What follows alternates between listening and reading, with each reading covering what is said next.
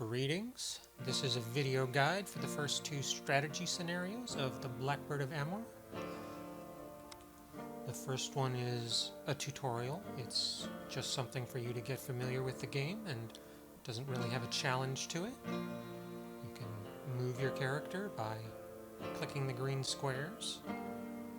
Pretty simple. You can move back and forth if you haven't attacked yet. And the screen instructs you to pick up the pike. You just walk onto the pike and then you can use it, but if you walk off of it on the same turn you moved onto it, you will drop it, so do not do that. By clicking the icons on the bottom center, you can switch back and forth between the pike and the sword.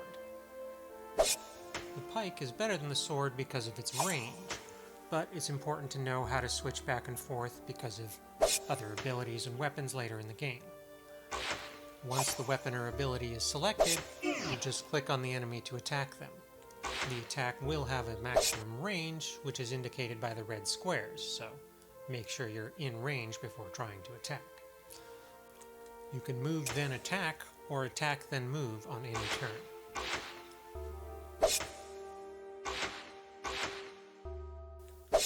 I only need to kill 2 of these guys to end this scenario, and there really isn't any chance of losing so long as I keep attacking them. That was the end of the first mission, and I had a lot of that in fast mode so that we could get to the second mission, which is what's actually important in this video. The first character we get to move is Stein, and we want him to get the pike, just like last time. We move him onto the pike, and he can't attack there, but that's okay, just end his turn. The next character is Teas, and we want to move her to a place where she can attack, but is not too close to the enemy. Make sure the serpent icon is showing, because that move is preferable, even though her normal attack does slightly more damage. The next character is Mendel, and he can only shoot a bow, so he should just assist the others in killing their target and move along with them.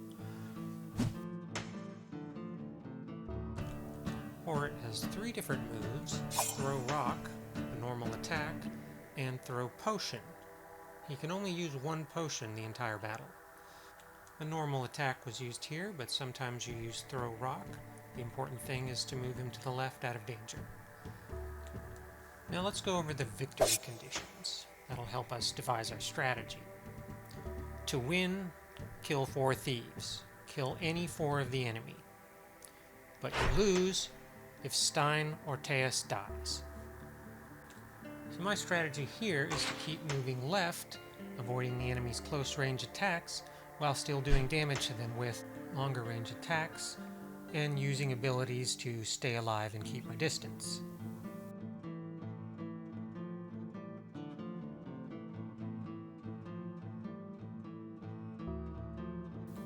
Pike weapon has a fair amount of range, so I'm generally keeping Stein at maximum range while still doing damage.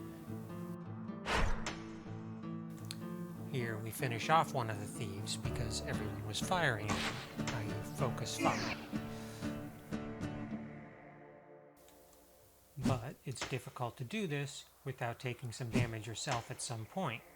You can see Horit here taking damage, and he's going to use his single-use healing ability to keep himself alive a bit longer. But you do not need to keep him alive the whole battle. You can use that healing on any character, not just himself, and he has one in every battle, but as I said, only once per battle.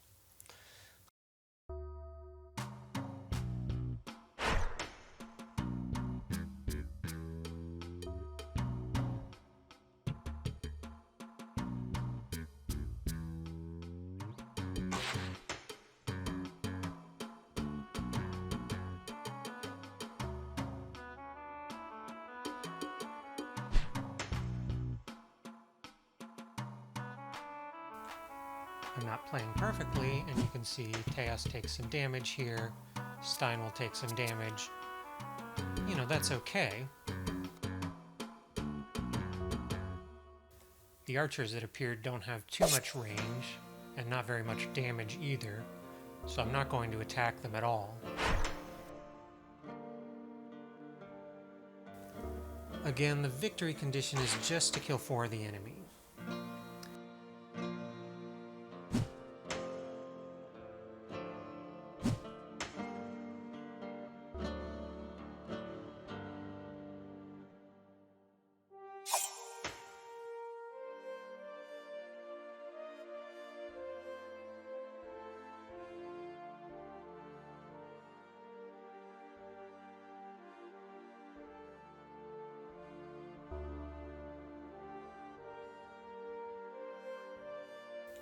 So we're still right on schedule. We've taken some damage, but the losses aren't a big deal. I'm going to let Stein risk himself by going out in front. And we're just going to finish these guys off.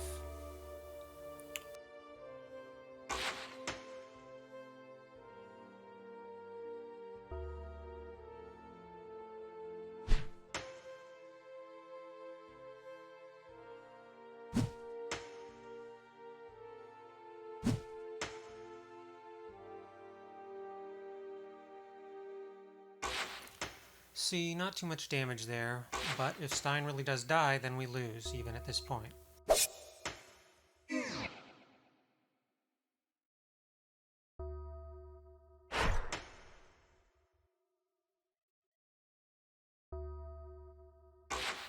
Now, if I was doing a bit worse and the fight went a bit longer, Belle would catch up with us. She is AI controlled, but she would help us and finish off the enemy. So that's kind of a backup plan.